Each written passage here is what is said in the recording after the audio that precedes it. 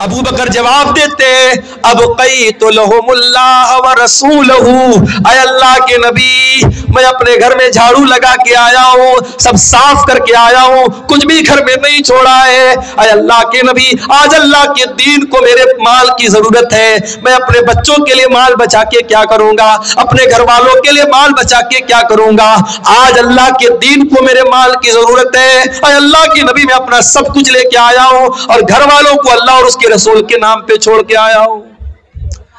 उमर फारूक रोने लगे मेरे प्यारे साथी। उमर फारूक की आंखों से आंसू बहने लगे और कहा कि ऐ अबू बकर, वल्लाहि ला उसाबिकुका अबदा, ऐ अबू बकर, उमर तेरा कभी मुकाबला नहीं कर सकता, उमर तेरे मकाम तक कभी नहीं पहुंच सकता। ऐ पीर गज के गयूर नौजवानों, ऐ मेरी प्यारी माँ बहनों, जरा सबक सीखो साहबे किराम से, जरा नेकी के कामों में बढ़ चढ़ करके हिस्सा लिया करो, जरा आखिरत की तैयारी में आगे बढ़ा करो, जल्दी किया करो, देर न किया करो। उसी गज़वे तबूक के मौके पर एक और मंजर भी हमको देखने में आता है। मेरी नजरें बराबर घड़ी की सुई की तरफ जा रही हैं, 10 बजने वाला है, मुझे निकलना भी है। मैं बड़े अदब के साथ आपसे कुरान और हदीस की रोशनी में यह अपील भी कर रहा हूं, मस्जिद का मामला है, मैं चंदा करने वाला मौलवी नहीं हूं, मेरे बाद मौलाना ज़ुहैर साहब भी आएंगे और उलमा भी आएंगे, वो चंदे करेंगे, वो आपसे अपने खास अंदाज में चंदा मांगेंगे। मेरे प्यारे साथियों, ये अल्लाह के घर का मामला है, इसमें देर न करना। जरा सहाबे किराम का जज्बा तो देखो मेरे प्यारे भाइयों। गज़वे तबूक का मौका था, इस्लाम की अजीबो गरीब लड़ाई है, तबूक का मौका है। अल्लाह के नबी के सहाबा में कुछ गरीब सहाबा थे, वो अल्लाह के नबी के पास आते हैं, अरे अल्लाह के नबी, हम भी आपके साथ गज़वे तबूक में जाना चाहते हैं, हमें भी अपने साथ लेकर के चलिए। आपने फरमाया कि ऐ मेरे सहाबा, मेरे पास सवारी का इंतजाम नहीं है, अगर आपके पास सवारी है तो आप चलिए, शौक से चलिए, लेकिन सवारी नहीं है तो मैं माजरत चाहता हूं, मैं आपको लेके नहीं जा सकता। यानी इतनी गुर्बत थी। आज तो हमारे पास लोग मसला पूछते, मौलवी साहब लोन पर गाड़ी ले सकते हैं कि नहीं ले सकते, फाइनेंस पर गाड़ी ले सकते हैं कि नहीं ले सकते। अरे कौन सी मजबूरी है तेरे साथ कि तू लोन पर गाड़ी नहीं लेगा तो मर जाएगा। साहबे किराम के पास सवारी नहीं थी, जंग के मैदान में जाना है, सवारी नहीं है, नबी ने कहा मैं लेके नहीं जा सकता तुम्हें। साहबे किराम भूखे मर गए, मगर सूद और ब्याज को अपने घर में आने नहीं दिया, और मुसलमान आज सूद का पैसा गटागट खा रहा है। मेरे प्यारे भाइयों, जब नबी ने अपने सहाबा को जवाब दे दिया मैं आप लोगों को लेके नहीं जा सकता, सहाबे किराम गरीब थे, उनके पास सवारी का इंतजाम नहीं था, वो पलट करके जाने लगे। जब जाने लगे तो आंखों से कुछ आंसू छलकने लगे, आंखों से कुछ आंसू बहने लगे।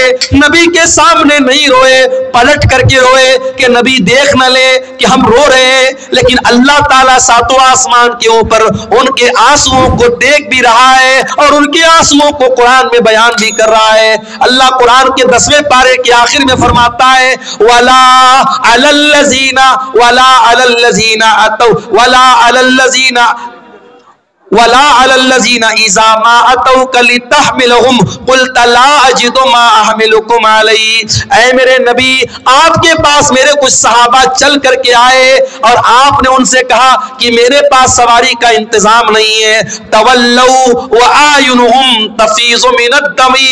ऐ मेरे नबी, जब आपके वो गरीब सहाबा जब पलट करके जाने लगे, उनकी आंखों से आंसू बहने लगे, वो रोने लगे, वो कलपने लगे, वो रोने लगे, तड़पने लगे। हज़नन अल्लाह यजिदु मा युनफिकून। उनको दर्द इस बात का है, उनको मलाल इस बात का है कि काश हमारे पास भी पैसा होता, हमारे पास भी दौलत होती तो हम भी अल्लाह की राह में आज खर्च करते। जिनके पास दौलत नहीं थी वो मलाल करके रो रहे हैं। और आज मुसलमान का हाल ये है, अपने नाजायज कामों पर, अपने हराम कामों पर लाखों की दौलत उड़ा देता है। मेरे साथियों, जनवरी के शुरू में मेरा प्रोग्राम था गुजरात के वापी शहर में, अहले हदीस घराने की के लड़के की शादी थी और वापी से बारात गई थी मुंबई के इलाके मुंबरा में। मुझे वापी के लोगों ने बताया, मौलाना साहब कम से कम 1 लाख रुपए का पटाखा बजा दिया है उस बारात में, उस लड़के वालों ने 1 लाख रुपए का पटाखा उस बारात में उसने बजाया है। और जब समझाया गया तो कहा कि लड़कों की खुशी थी, बच्चों की खुशी थी। जाने दो, जिस कौम की बच्चियां आज गुर्बत की वजह से उनकी शादियां न हो रही हो, उनके कदम बहक रहे हो, उनको नुसरत जहां से निशा सिंह बनाने की तैयारी हो रही हो, उनको मुर्तद किया जा रहा हो, जिस कौम के टैलेंटेड बच्चे आज फीस न होने की वजह से, पैसा न होने की वजह से अपनी पढ़ाई पूरी न कर पा रहे हो, उस कौम का हाल यह है कि शादी ब्याह में, बारात में लाख लाख रुपए के पटाखे बजा दिए जाते हैं, आतिशबाजी पर लाख रुपए खर्च हो जाते हैं। उत्तर प्रदेश के सिद्धार्थनगर में अहले हदीस तो नहीं था वो इंसान, लेकिन मुसलमान था। शादी में, बारात में उसने 9 लाख रुपए गड्डियां उड़ा दी, नोट हवा में लहरा दिया, 9 लाख रुपए उसने हवा में लहरा दिए। मेरे अजीजों, सहाबे किराम के पास दौलत नहीं थी तो उन्हें मलाल होता था कि काश हमारे पास पैसा होता और हम अल्लाह की राह में खर्च करते, और आज हमारे पास दौलत है हमारे हराम कामों के लिए।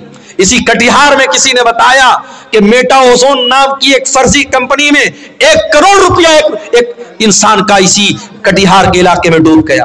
1 करोड़ रुपया उसने हराम की जगह पे लगा दिया जहां उसका पैसा डूब गया। लेकिन 1 करोड़ रुपया अगर आज मस्जिद में, मदरसे में यतीमों की मदद करने के लिए, गरीबों की मदद करने के लिए मांगा जाए तो मेरे भाइयों, दिल पर, कलेजे पर आरी चलने लगती है। मेरे अजीजों, माफ कीजिएगा, मेरा लहजा तल्ख हो सकता है, मगर यह कड़वी सच्चाई है कि हम और आप दुनिया की फ्लाइट पकड़ने के लिए जल्दी करते हैं, दुनिया की ट्रेन पकड़ने के लिए जल्दी करते हैं, मगर मौत नाम की फ्लाइट और मौत नाम की ट्रेन जो कभी भी छूट सकती है, उसके लिए मेरे प्यारे साथियों हम जल्दी नहीं करते हैं। इसीलिए अल्लाह कुरान के 17वें पारे की पहली आयत में कहता है, इक़्तरब लिन्नासि हिसाबुहुम व हुम फी गफलतिन मुरिदून। ऐ लोगों, तुम्हारे हिसाब का टाइम करीब आ गया, फिर भी तुम गफलत में पड़े हुए हो। मेरे भाइयों, गफलत की चादर को उतार के फेंक दो। अल्लाह के वास्ते अपने आप को थोड़ा चाको चौबंद करो, थोड़ा अपने आप को सुस्ती से निकाल करके चुस्ती अपने अंदर पैदा करो। जहां दीन का मामला है, जहां अल्लाह की राह में कुछ करने का मामला है। अभी झारखंड के एक शहर बरहेट में प्रोग्राम होने वाला है, इसी महीने की 21-22 तारीख को प्रोग्राम है। बहुत बड़ा प्रोग्राम होता है, पूरे झारखंड में शायद उतना बड़ा प्रोग्राम ना होता हो। वहां के एक नौजवान ने, जो शायद मुंबई या पुणे में कहीं पढ़ाई करता है, उस नौजवान ने मुझे मैसेज किया कि मौलाना साहब, बरहेट में आप जा रहे हैं, जरा आप कुछ चीजें मैं बता रहा हूं, जरा उस पर आप तवज्जो दीजिएगा। मैंने पूछा, बताओ क्या बात है। उसने कहा, मौलाना साहब, रात में होने वाले झारखंड के अंदर ये जलसे बहुत सारी बुराइयों का सबब बन रहे हैं, बहुत सारे ज़िना के वाक़यात हो रहे हैं। इन जलसों के पीछे रात के इस सन्नाटे में बड़े बदकारियां और बड़े गलत काम हो रहे हैं। मौलाना, अगर हो सके तो आप ये मैसेज दीजिए कि प्रोग्राम दिन में कराया जाए, और आप ये भी मैसेज दीजिए कि कौम की बच्चियां बड़ी तेजी से बेहया हो रही हैं, उनको हयादार कैसे बनाया जाए, इस पर मेहनत किया जाए। मेरे प्यारे साथियों, हमारी कौम में ऐसे भी नौजवान हैं जिनके अंदर ये तड़प है, ये दर्द है कि कौम के अंदर जहां खराबी है, जहां बिगाड़ है, जहां गलत काम हो रहा है, उसको रोका जाए, उसको खत्म किया जाए। मेरे प्यारे भाइयों, इतना खुदगर्ज बनने की इजाजत नहीं देता। इस्लाम ये कहता है, तुम दुनिया में अकेले तो नहीं आए हो, एक परिवार के सदस्य बनकर के आए हो, एक फैमिली के मेंबर बनकर के आए हो। जब दुनिया में आंखें खोलते हो, कोई तुम्हारा दादा है, कोई तुम्हारा चाचा है, कोई तुम्हारा ताया है, कोई माँ है, कोई बाप है। इन रिश्तों के बीच में तुम आए हो, इन रिश्तों की कदर किया करो, इन रिश्तेदारों के साथ हमेशा रिश्ता जोड़ा करो। और एक तरीका आपको बताऊं, माल में बरकत हासिल करने का। अगर आप ये चाहते हैं कि आपके माल में बरकत पैदा हो, आपके पैसे में बरकत आ जाए, आपके घर में ढेर सारा पैसा आ जाए, आइए आपको एक तरीका बताता हूं। अल्लाह के प्यारे नबी फरमाते हैं, तअल्लमू मिन अंसाबिकुम मा तसिलून बिही अरहामकुम। ओ लोगो, अपने खानदान को पहचानो, अपने रिश्तों को पहचानो, ताकि अपने रिश्तेदारों के साथ तुम अच्छा सलूक कर सको। जब तुम अपने रिश्तेदारों के साथ अच्छा सलूक करोगे, उनको पहचानोगे, उनके खुशी और गम में शामिल हो जाओगे, अल्लाह के नबी फरमाते हैं फ़इन्नहा महब्बतुन फिल अहली मनसातुन फिल असरी मसरातुन फिल माली। उससे 3 फायदा होगा, 3 बेनिफिट होगा, 3 लाभ होगा। पहला लाभ तो यह होगा कि परिवार में मोहब्बत बढ़ेगी, दूसरा फायदा यह होगा माल में बरकत पैदा होगी, और तीसरा फायदा यह होगा कि आपकी उम्र में अल्लाह बरकत देगा।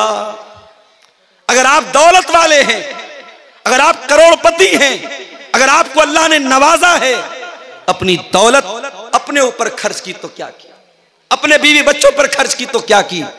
दौलत का सही इस्तेमाल तो यह है अपने बाल बच्चों की जरूरत पूरी करने के बाद, अपनी जरूरत पूरी करने के बाद हम ये देखें हमारे रिश्तेदारों में कौन है जो हमारी मदद का हकदार है, और आगे बढ़ करके किसी गरीब की लड़की की शादी करा दें, किसी का घर टूट रहा है उसका टूटा हुआ घर बना दें, किसी की मदद कर दें। मेरे प्यारे साथियों, ये तीसरा हक है जो अल्लाह ताला ने इस आयत में बयान किया, वह बिज़िल कुर्बा, अपने रिश्तेदारों के साथ भी तुम अच्छा सलूक करो। उसके बाद फरमाया वबिल वालिदैनि ihsanan व बिज़िल कुर्बा वल यतामा, और यतीम के साथ तुम अच्छा सलूक करो। यतीम किसको बोलते हैं? अनाथ, जिसके बाप का इंतकाल हो गया। दुनिया में इंसान बाप की कदर नहीं करता, लेकिन जब बाप मरता है तब इंसान को महसूस होता है कितनी बड़ी दीवार होता है बाप। जिस बच्चे का बाप इंतकाल कर जाए, जो बच्चा यतीम हो जाए, अनाथ हो जाए। आज मदरसों में देखो अनाथ बच्चे पढ़ते हैं, जिन बच्चों के बाप जिंदा हैं वो घर से फोन करते हैं, बच्चों की हाल चाल लेते हैं, बच्चों को पैसा भेजते हैं, कभी कभार मिलने के लिए आते हैं, बच्चों को टॉफी देते हैं, सामान दे देते हैं। सोचो उन्हीं बच्चों में जो बच्चा अनाथ है, जो बच्चा यतीम है, वो बेचारा अपने आप को कितना बेबस महसूस करता है। सारे लोगों को प्यार करने के लिए उनका बाप मौजूद है, मेरा कोई बाप नहीं है, मेरे बाप दुनिया में नहीं है। इसलिए अल्लाह ताला यतीम के साथ, अनाथ के साथ अच्छा सलूक करने का हुक्म देता है। फरमाया वल यतामा, और अपने यतीमों के साथ तुम अच्छा सलूक करो। और माशाअल्लाह देखिए, बच्चा लाया है चांदी का कोई सामान, कौन दिया बेटा? अम्मी दी। चलिए, अल्लाह ताला जिसने भी इस बच्चे को के जरिए भेजा है, अल्लाह उसके चंदे को कबूल फरमाए और उसके हक में सदका जारिया बनाए। मेरे भाइयों, वल यतामा, यतीम के साथ अच्छा सलूक करो। मैं आपको क्लियर बता दूं, तकरीर के आखिरी 10 मिनट इंशाअल्लाह मैं चंदा भी करूंगा। 2000 रुपया है, किसके नाम से? रफीक आलम साहब ने ये 2000 रुपया दिया है, अल्लाह इनके चंदे को कबूल फरमाए। मेरे भाइयों, यतीम अगर कोई बच्चा है, हो सके तो उसके सर पे हाथ फेर दो। ये दिल का जो दिल की कठोरता है, दिल की नरमी, दिल की सख्ती को अगर नरमी में चेंज करना है तो यतीम के साथ अच्छा सलूक करो। एक सहाबी अल्लाह के नबी के पास आए, कहा अल्लाह के नबी, मुझे अपना दिल बहुत कठोर महसूस होता है, दिल बहुत सख्त महसूस होता है।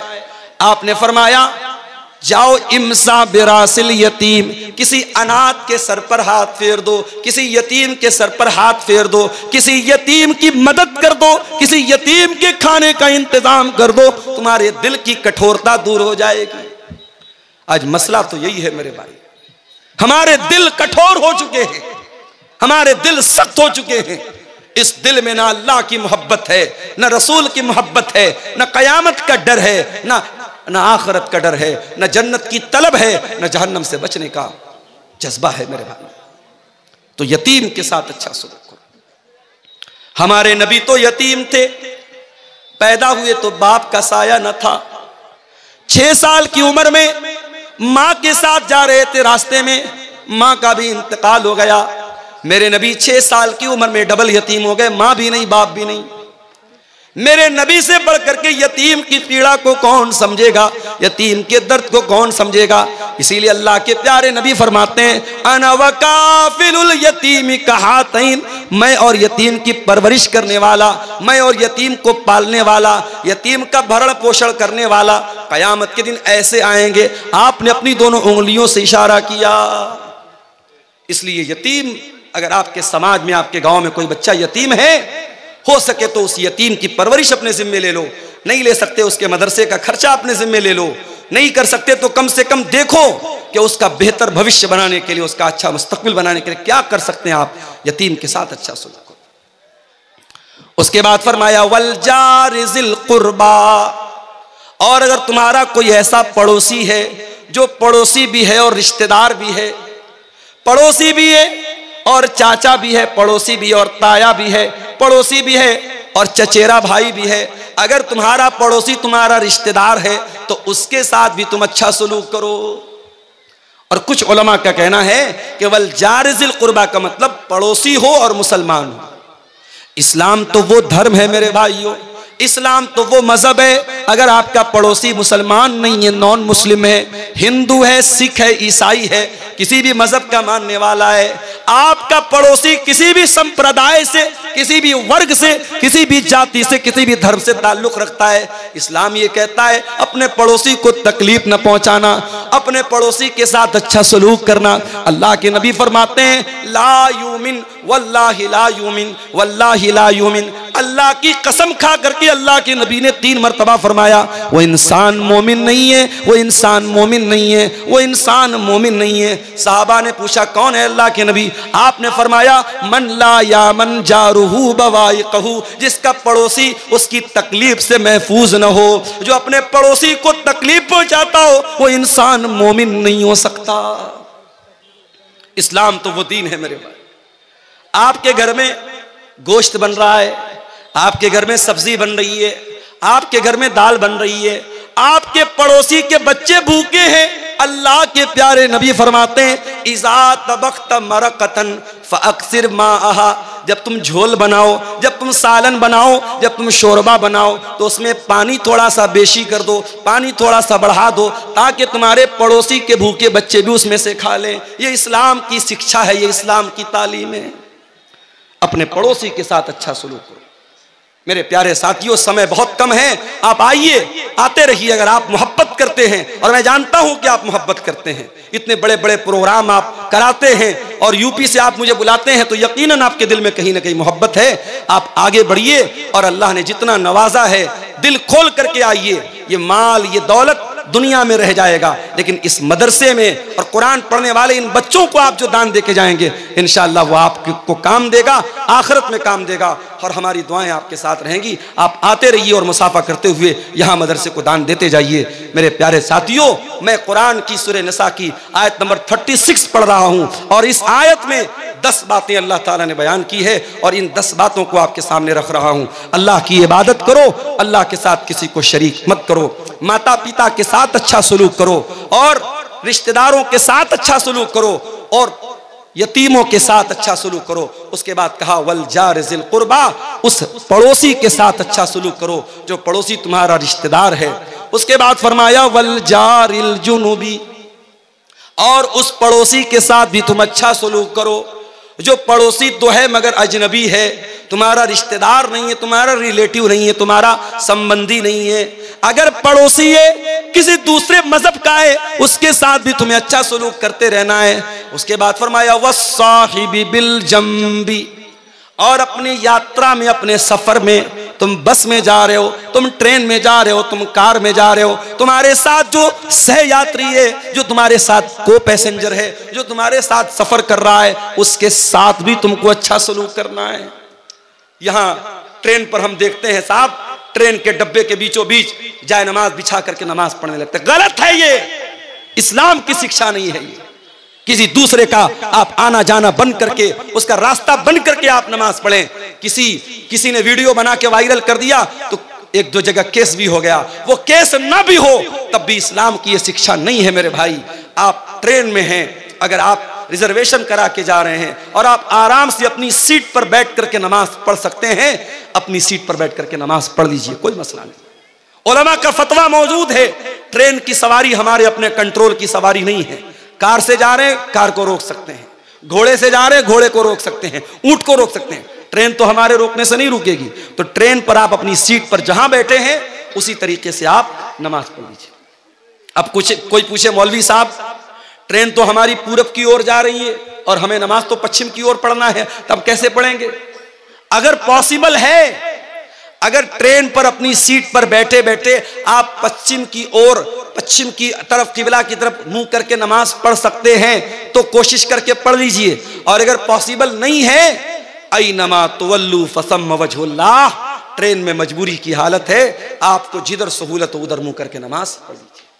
और अगर ट्रेन की सीट पर बैठे बैठे नमाज पढ़ना पॉसिबल नहीं है और रास्ते में कोई स्टेशन आता है जहां 15 मिनट 20 मिनट गाड़ी रुकती है और स्टेशन पर किसी कोने में आपको जगह मिलती है, वहां पढ़ लीजिए। और अगर यह भी पॉसिबल नहीं है तो फिर आप अपनी जर्नी को खत्म करने के बाद, अपनी यात्रा को खत्म करने के बाद, जब आपका लास्ट स्टॉपेज आए, जब आप अपनी मंजिल पर पहुंचे, तो ट्रेन में जितनी नमाज छूटी है पढ़ लें। हालात आप देश के देख रहे हैं मेरे प्यारे साथियों।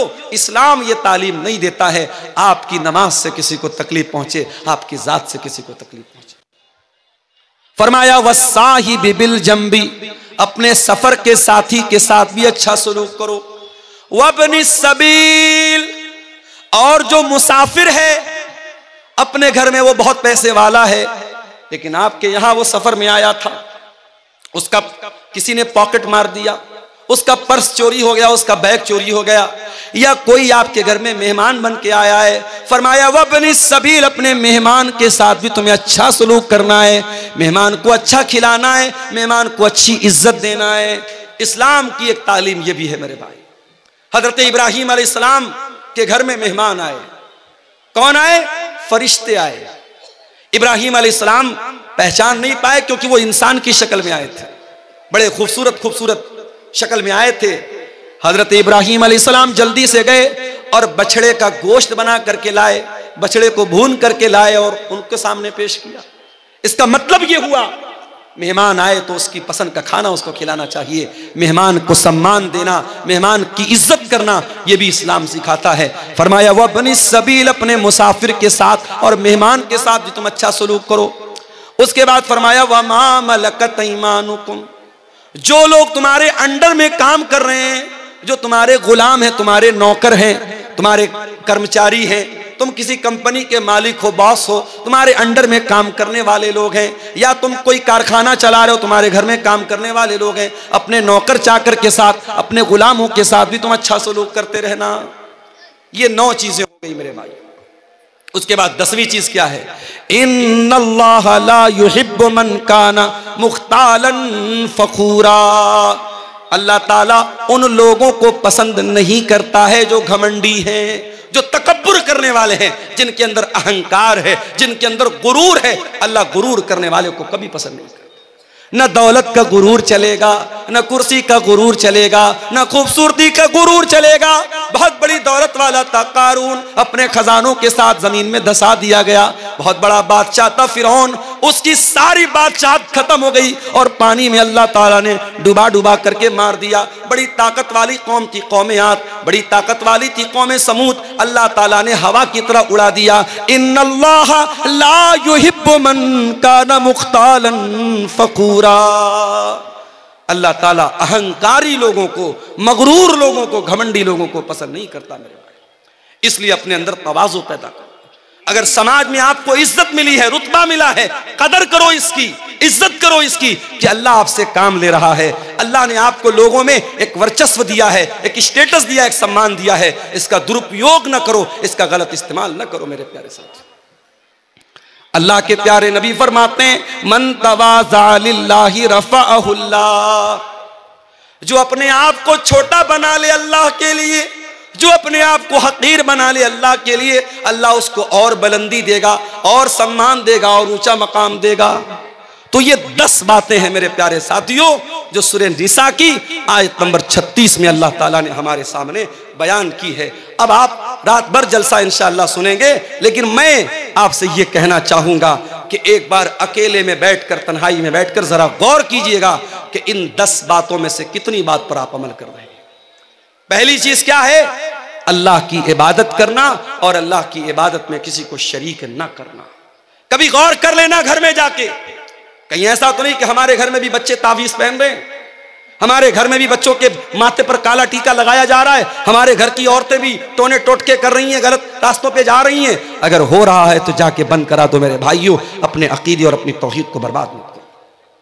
दूसरी चीज, माता पिता के साथ अच्छा सलूक करें। अगर आपके घर में आपके माँ बाप तकलीफ में हैं, आप इस आयत पर अमल नहीं कर रहे हैं, आप जाइए माँ से माफी मांगिए, बाप से माफी मांगिए, और यकीन रखिए जब तक माँ जिंदा है माफी मांग सकते हो, बाप जिंदा है माफी मांग सकते हो। माँ चली गई, बाप चला गया, पछताओगे कि काश मैंने माफी मांग ली होती, काश मैंने अच्छा सलूक किया होता। आज इंसान 4 पैसे कमाता है, माँ की दवा के पैसे उसके पास नहीं है, बाप के इलाज के पैसे उसके पास नहीं। अरे ऐसी दौलत इकट्ठा करके क्या करेगा कि तेरी माँ इलाज के अभाव से मर जाए, तेरा बाप छोटी छोटी चीजों के लिए दूसरों का मोहताज बन जाए। अपने माँ बाप के साथ अच्छा सलूक करो मेरे भाई, रिश्तेदारों के साथ अच्छा सलूक करो, यतीमों के साथ अच्छा सलूक करो, पड़ोसियों के साथ अच्छा सलूक करो। दूर के पड़ोसी हैं या कोई गैर मुस्लिम पड़ोसी है, नॉन मुस्लिम पड़ोसी है, उसके साथ भी आपको अच्छा सलूक करना है। सफर का साथी है, उसके साथ भी आपको अच्छा सलूक करना है। मुसाफिर है, मेहमान है, उसका भी आपको सम्मान करना है। और आपका नौकर चाकर गुलाम लौंडी, उस जमाने में गुलाम लौंडी होते थे, आज के जमाने में नौकर चाकर हैं, इनके साथ भी अच्छा सलूक करना है। और 10वीं चीज ये है, अपने आप को अहंकार और गुरूर से बचाना है। मेरे भाइयों, अब आप आइए, मैं चंदे का काम शुरू कर रहा हूं, आप आते जाइए। और जो अल्लाह ताला ने आपको नवाजा है, मैं जानता हूं आप जलसे में आते हैं, तैयारी के साथ आते हैं और दान देने के लिए आते हैं। मेरे हाथ पे आप मुसाफा करते हुए, जो भी आप इस इदारे के लिए, ये बच्चे कुरान का हिफ्ज कर रहे हैं यहाँ, और अल्लाह के नबी की हदीस है, खैरुकुम मन तअल्लमल कुरान व अल्लमहु, तुम में सबसे बेहतरीन इंसान वो है जो कुरान को सीखता है, सिखाता है। मेरे अजीजों, ये हिफ्ज कुरान का मदरसा है। और आप, मैंने देखा कई लोगों ने कुरान भी यहाँ पे मदरसे के बच्चों के लिए दिया है। आप कुरान भी दे सकते हैं, आप रकम भी दे सकते हैं। इन बच्चों के साल भर के तालीम पर और इनके खान पान पर जो खर्च आएगा, उसमें भी आप ताउन कर सकते हैं। आप आगे बढ़िए और इस मदरसे का ताउन मेरे हाथ पे आप करते हुए जाइए। मैं दोनों तरफ से, मैं मेरे भाइयों मजबूरी समझ रहा हूँ, मेरी भी मजबूरी है, जलसे वालों की भी मजबूरी है। हम जानते हैं जलसा चंदे के लिए होता है, इदारे के लिए होता है। कोई भी जलसे वाला ये नहीं चाहेगा इतना बड़ा जलसा और इतना बड़ा पिंडाल लगाने के बाद जो उसका एक टारगेट है जलसे का और मदरसे को जो एक रकम चाहिए, अगर वो रकम ना हो तो ये मकसद फेल हो सकता है। ये हमारे किसी भाई ने 500 रुपया दिया है। आइए आगे बढ़िए, मत बैठे रहिए, उठ करके आइए। मेरे हाथ पे जो भी आप 1000 2000 दे सकते हैं दे करके आइए। हमारे बाद मौलाना हुसैन अहमद सलफी साहब अररिया के, बहुत बेहतरीन मिष्टी जुबान उनकी है, मिष्टी भाषा है, मंगला जुबान के अच्छे मुकर्रिर हैं। ये हमारे किसी भाई ने 100 रुपया दिया है।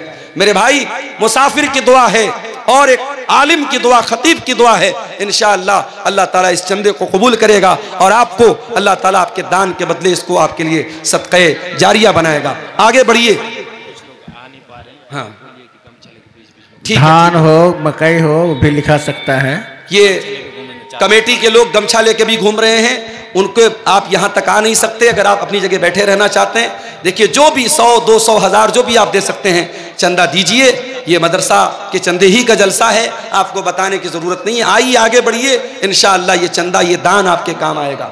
आइए मेरे भाइयों आगे बढ़िए। माँ बहनों से भी गुजारिश करूंगा कि आप भी, आपके अंदर भी बहुत जज्बा होता है, अल्लाह आपको भी बहुत जज्बा देता है। अपने सोने के ज़ेवरात उतारिए और भेजिए यहाँ पे, ये मौका बार बार नहीं मिलता है। अल्लाह ताला इन तमाम चंदा देने वालों के चंदे को कबूल फरमाए। इसके हक में जो बीमार हैं अल्लाह उनको शिफा अता फरमाए, और जो लोग भी दे रहे हैं ये चंदा, अल्लाह उनकी रोजी रोटी में बरकत अता फरमाए। मेरे भाइयों, हमारे पास वक्त बहुत कम है, 5-10 मिनट का टाइम हमारे पास और है। आप आइए आगे बढ़िए और इदारे का ताउन करते हुए जाइए। अल्लाह ताला ये 500 रुपया एक और भाई ने दिया है, अल्लाह ताला इनके चंदे को कबूल फरमाए। देखिए, मैं आम तौर से चंदा नहीं करता हूँ, लेकिन आपकी मोहब्बत में और आपके इदारे की मोहब्बत में मैं ये चंदा कर रहा हूँ। आप आगे बढ़िए और मेरे हाथ में आप जो भी दे सकते हैं दे करके जाइए, ताकि जलसे की जो असल मकसद और उद्देश्य है वो पूरा हो जाए, मदरसे की उन्नति, मदरसे की तरक्की। इसके लिए हम আসুন আপনারা একটু দানের দিকে হাত বাড়ান। इधर रास्ता छोड़ दो जो आना चाहे। এখনো দুজন বক্তা আছেন, আসুন আপনারা। आगे बढ़िए। মৌলানা কোনোদিন দান নেন না, কিন্তু আজকে আপনাদের কাছ থেকে যখন চেয়েছেন তো আপনারা দিল খুলে ওনার হাতে দান করুন। आसन आसन आसन आसन दान दिन।